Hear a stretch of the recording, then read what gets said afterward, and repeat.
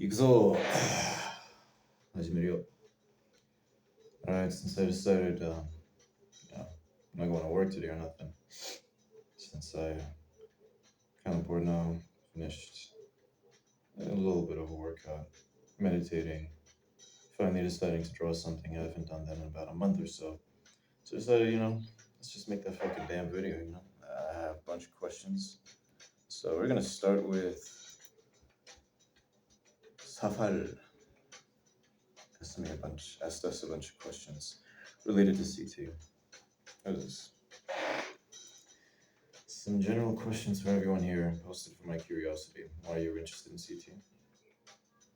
Well, I'm interested in Jungian typological systems in general, but CT specifically does away with a lot of the speculative nonsense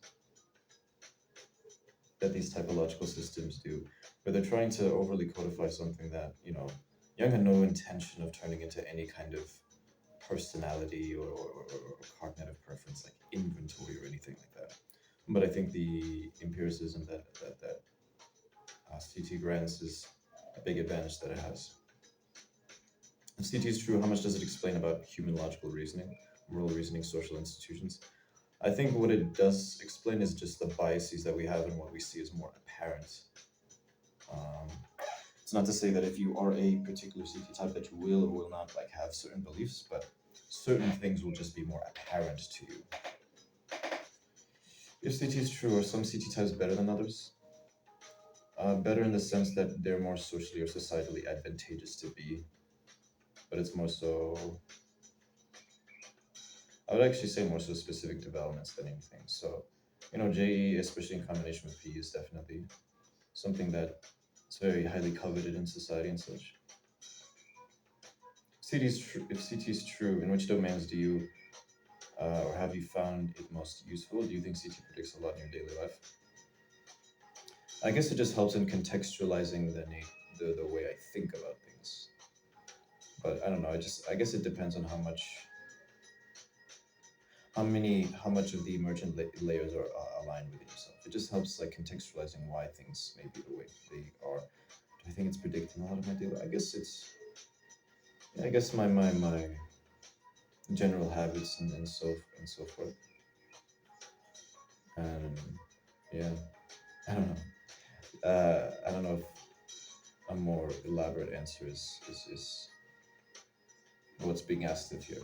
Since using CT, have you found yourself focusing less on the content of what others are saying or how they're moving? Less of the content of what others are saying and more about how it relates to CT. How do you feel about this? I wouldn't say I've done that much myself. I'm very careful not to, when it comes to explicit behaviors that people have, there's an aspect of it that you can attribute to CT, but there's also aspects of it that have nothing to do with that, and you have to be, I guess, careful in contextualizing things. So I don't know. I wouldn't say as much, but I do notice a lot of other people just jump to attributing things to CT that aren't necessarily the case, and that's worrying to me. Let me put on music up.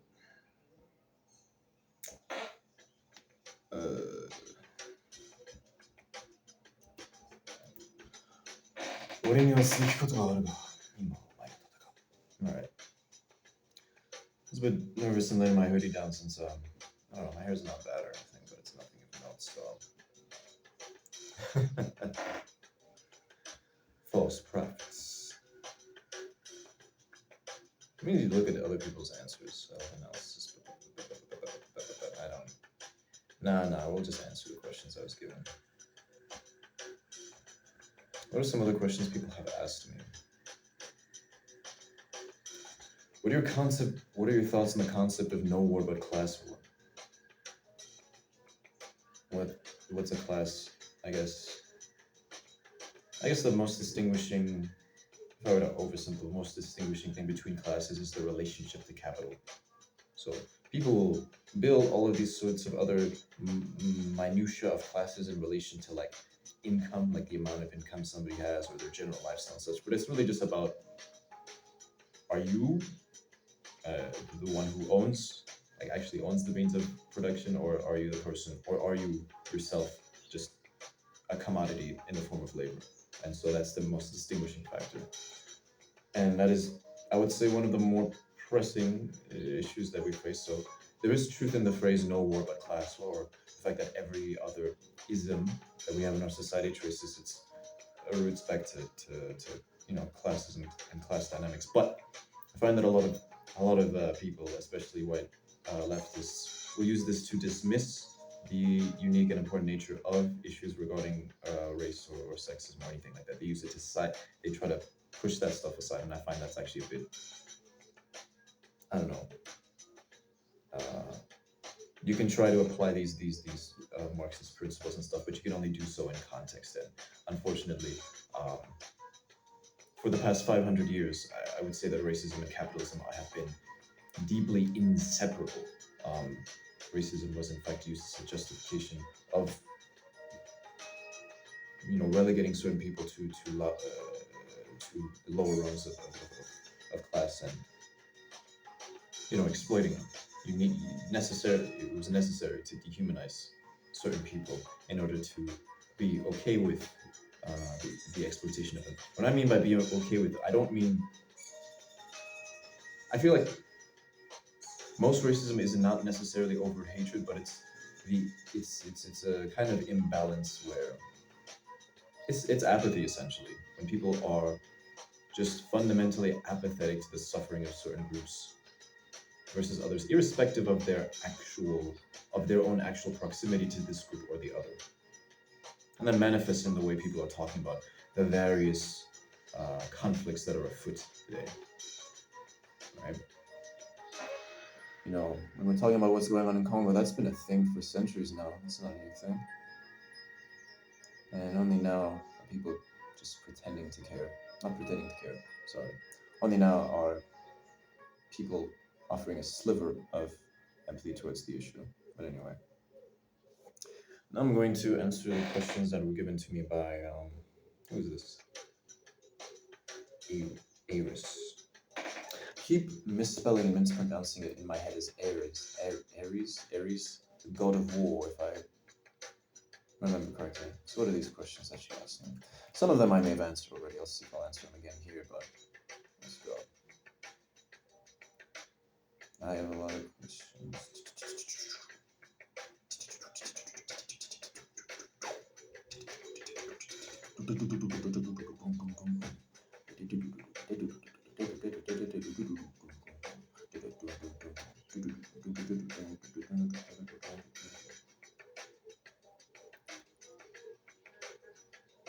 She fired these up pretty quickly.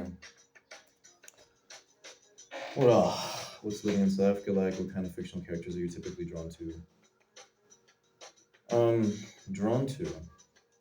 Some people are drawn to characters simply because they find them interesting or well written or like emotionally compelling in some way. A lot of characters are like that. There are a lot of well written characters out there, but I'm not so much drawn to them in a way that they stand out to me outside of just the context of the stories they occupy. So the kind of characters that I am drawn to tend to be characters that I see myself in some way, who share similar quirks, attributes, strengths, weaknesses, um, even the ways in which they are viewed in universe, parallel in the ways in which I'm viewed in my real life. That's something that stands out to me about these characters. So essentially, characters that I quote unquote kin. If you check my AnyList or any of these other things, you'll see that. What's interesting is that a lot of these characters have similar character design motifs. So it can be something as simple as the fact that a lot of them have dark hair, or they have certain kinds of facial expressions and such. But anyway, archetypes, character design, narrative beats. I'm drawn to certain approaches in character design and narrative beats, but not necessarily in relation to specific types of characters. What kind of fictional relationship kind of see? Some of these questions are stuff that I've never really thought about before, and I guess that speaks to the difference in the amount of media consumed and how much time I've spent codifying and indexing all of these certain tropes and patterns in the media that I consume, such that I develop preferences and types of dynamics and such. Because the question is about what kind of fictional relationship dynamics do you enjoy seeing romantic? It doesn't have to be romantic or positive. Well, okay. If I had to think about it, I like not rivalries, but I like characters that are essentially foils for each other. I like characters that function as foils for each other. Characters that bring out not necessarily the worst, but bring out the difficult aspects of each other that they don't want to face. But that tends to be a means that tends to be usually uh, relationships between like a protagonist and antagonist, like enemies and such. But I find it's a lot more interesting when these characters in some way have maybe a positive relationship, maybe not, maybe at least just some kind of fondness for each other for whatever reason or so. So yeah, rivalries, sure, but not necessarily. Maybe a rivalry, but it's like a romantic rivalry, rivalry of sorts. Hey, when I mispronounce words, sometimes it's actually easier. Sometimes it's helpful to elongate the word. Woo!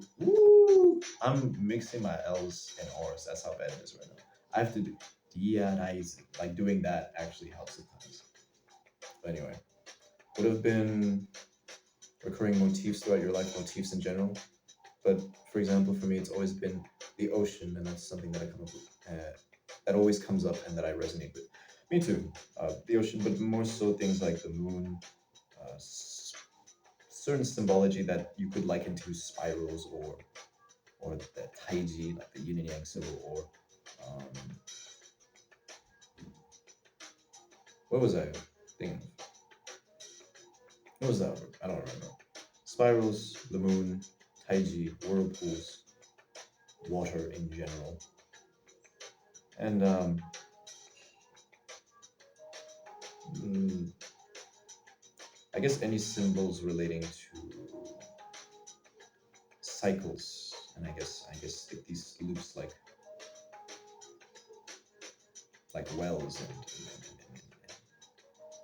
not necessarily black holes, but a lot of celestial imagery as well. That's what I'm drawn to, but I feel like that's stuff that I encounter a lot.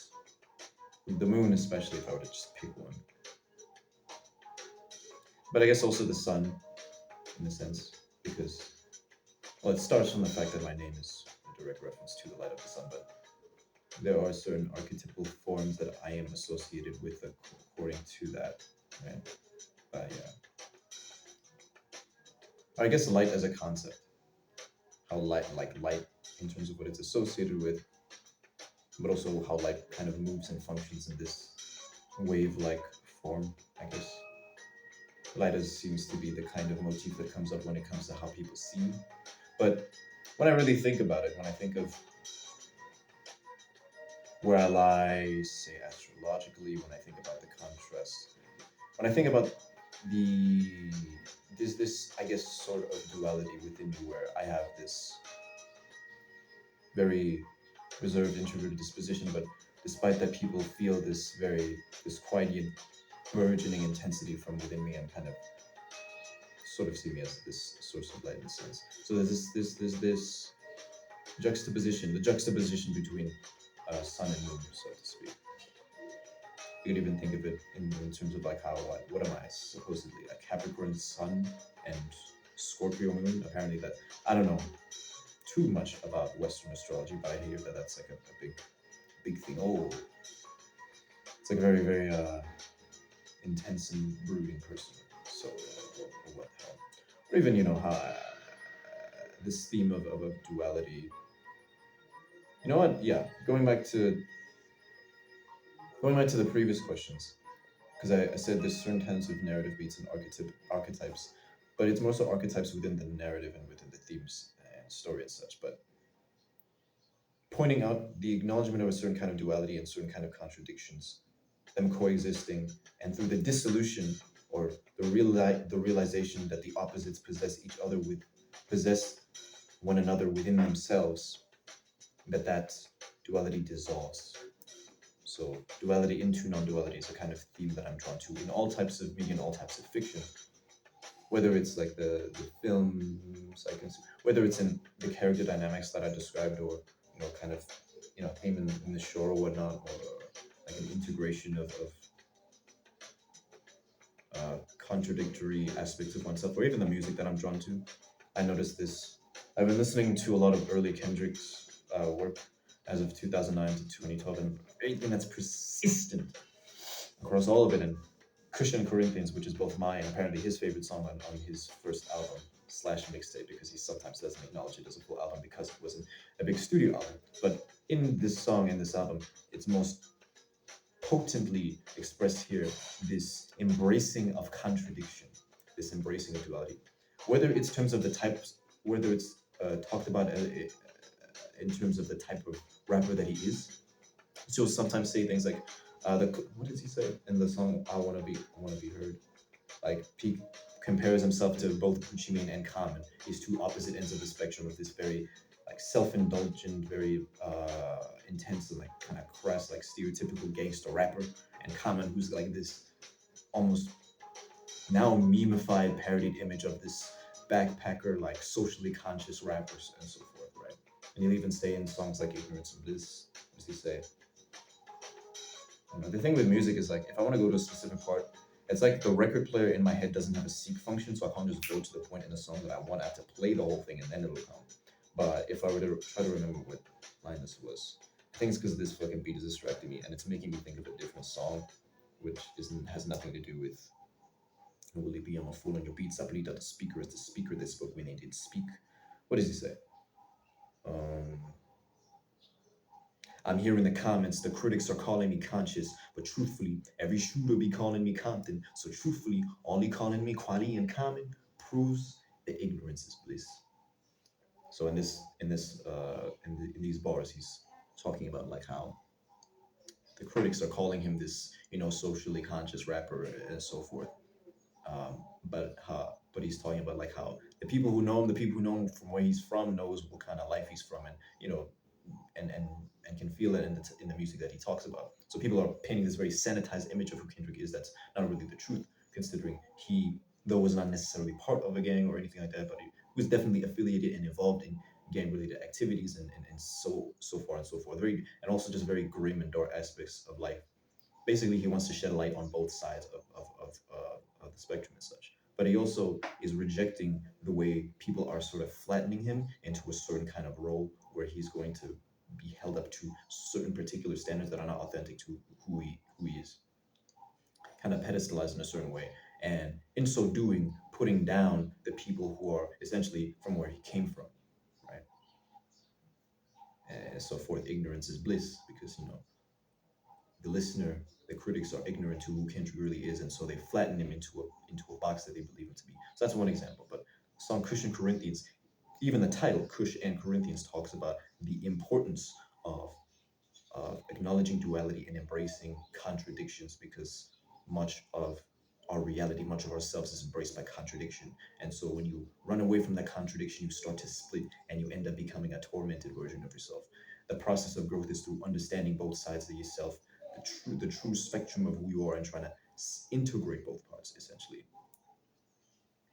It go ride to let me it go ride to it, cause you never know when a bullet might hit and you die to it, die to it, die to it, die to it. Live your life, live it right, be different, do different things, don't do it like he did, cause he ain't what you is, but we can win. Wait, let's get straight to the point, to the meaning of life. What's my purpose? Maybe this earth is ain't a good place to be. How far is heaven? Let's see. Is it in the clouds like they said it would be? I wonder when I die, will you give me receipts? I wonder with the eyes of the Lord. Look at me, look at me, look at me. I'm a loser, I'm a winner, I'm good, I'm bad, I'm a Christian, I'm a sinner, I'm humble, I'm loud, I'm righteous, I'm a killer. What I'm doing, I'm saying that I'm human. Now people just ride to it, cause you never know when a bullet might hit and you die to it, die to it, die to it, die to it. Live your life, live it right, be different, do different things. Don't do it like he did, cause he ain't what you is, but we can win. Wait, let's get straight to the point. It go one, two, two, three, two in the front, one in the back seat, seat. Looking for a victim of an AK-47, 100 round each. Why must we retaliate? Is it human nature? I don't know. I look for the answers later. There they go, make it right. So okay, but I don't remember all the but you get the point. But this is like what I'm drawn to in all types of media and such. Um, you can even think about it like in the not just the content, like the lyrical or thematic content in the music that I listen to, but also like the actual music itself, like the way it's structured will hover around these themes. But I won't get into that too much now.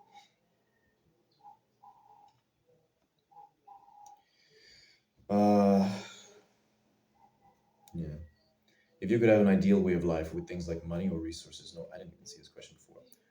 With things like money or resources no longer being an issue, what would you like your day to day life to be like? That's a very good question, but it's a very difficult question. It's like, what do you mean? Like just my everyday, my mundane everyday. If I didn't have to worry about anything, I would like to live somewhere. I don't know, either mild, cool weather like this, cool winds, but decent amounts of sunshine, rain. I want to experience a pleasant form of all the seasons. I want trees and nature and such around me, and some are serene, some are quiet. Whether it's atop a mountain or in some lush valley or somewhere near the coast, I'm not sure, or at least near like a lake or a river or something, just some kind of body of water. And I guess meditating, watching movies, making art. I don't know. It's hard to say because it's like even when I have the free time, I don't really do these things. Really, what I'm idealizing is not just the freedom, but it's actually being the kind of person who does that. And I feel like I'm kind of at a point where I'm clinging to a practice that I once did because it was the only thing I could do, and thus is the reason I'm still clinging to it because it feels like it's the only thing I have. But I don't know. One thing that really comes to mind persistently is just spending my day with a cat. Like, kind of spend my days like however a cat does, to be honest. Um, I guess I'd like to go driving or cycling out into the fields and such, and just feel the cool fresh air like now, but somewhere it's a lot less polluted and with you know a space that's much more well kept. I would really like to spend my mornings cooking for myself and someone else, and just more so the actual cooking and just seeing them enjoy the meal as as well as I do. But that's something that comes to mind for sure.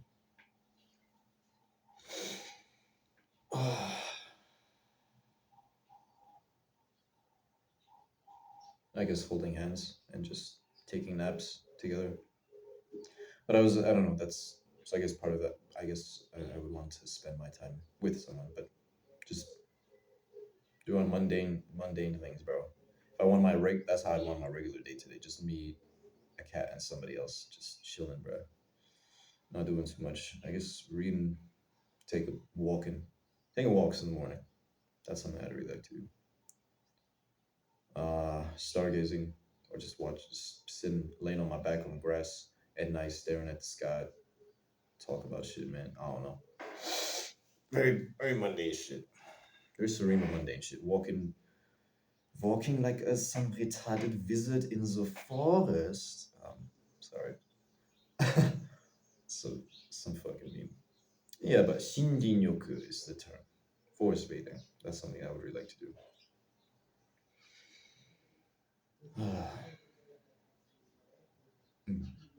So, what are top five languages you wish you could be fluent in instantly? And what are the top five countries you'd like to visit? I didn't answer. So I answered this language one before. I didn't even see the part relating to countries. But there's overlap between it. So, and but I don't know how to speak very well anymore. English is my first language. My parents did not teach me Sesotho or anything like that. So when I learned it, maybe when I was like 2, 3 or so, I learned it from my grandmother. But by that point, um, I got to a point where even though I was getting pretty proficient, whenever I would speak, people would just respond to me back in English inexplicably. Nobody would explain why. I didn't know what the hell was happening, so I just defaulted back to English. And because I wasn't using it, I ended up forgetting. So I can understand some, but I'm not very good with speaking. I can understand some isiZulu as well. I, did Afrikaans throughout the entirety of my school day, so I can read and write Afrikaans. Okay, it's fading. I don't care about that. But if I were to learn like 5 languages instantly, so two that are mandatory for me that I would want to learn are Japanese and Sesotho. Those are the ones and Sanskrit. I really want to be able to particularly read Sanskrit because there's a lot of stuff in Sanskrit that I would really like to read in their original form. But there's something about Sanskrit as a language that it's very it's a very therapeutic language to just speak and say things in. There's something about it that feels not only tactile, but it's like I'm being brought back to earth in a certain way. I think a lot of older languages are like this. For example, like English feels very sterile and disconnected in how it sounds and how it how it moves rhythmically, but also in like the way it describes certain things. It's just, especially in its modern form, even old English doesn't quite feel as dead. Dead is how I would describe English. But a lot of older languages, a lot of current languages in their older forms have something about them that feels very alive. Um, and that's an attribute of some of the languages I will proceed to mention. But I don't know. I had a hard time picking something because there are certain languages that I want to learn simply because of their usefulness, because of people who do speak it that I would like to speak and communicate with. So those are the. Let me mention those languages first, but they're not part of the main five as of yet. But we'll see. This is Zulu because I live in South Africa. I am not within that language family. I can understand some, but it would be very beneficial if I were able to speak it. Arabic, somewhat similar reasons to Sanskrit, but it's also very. I would like to be able to understand the whole world that is hidden behind this language. And Arabic does have attributes of, there's something about it that feels very mm, visceral and real, I guess, but not real. It's connected to something, I guess, and you can see it you can feel it. It's connected to a certain kind of rhythm, I suppose. It's very, but eh, I mean, what is language after all if not communicating through vibrations, communicating through waveforms? So in that sense, that maybe is a big part of why I'm drawn to languages that have a semi-musical quality to them. So most African languages are like this. This is a big part of why oral traditions are a thing. Most of you watching are going to be from the CT server. If you're interested in any of this, I have talked about it on the server already. Ain't nobody reading that shit though, except the niggas who already know. So it's whatever. I'm not going to talk about that. But it's also related to what I was saying earlier about the types of music that I'm drawn to and how like the actual musical elements work. Uh, huh?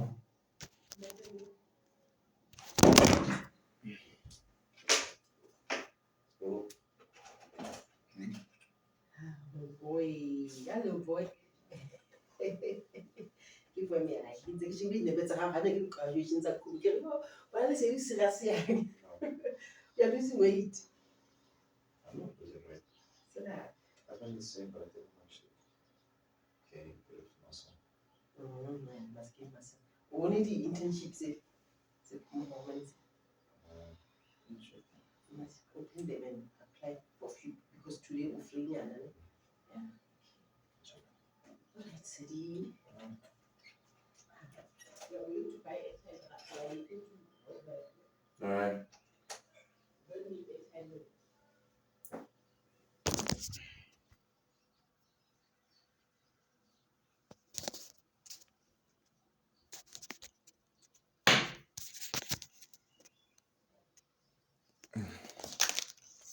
I was sorely interrupted just now, but not for too long, thankfully.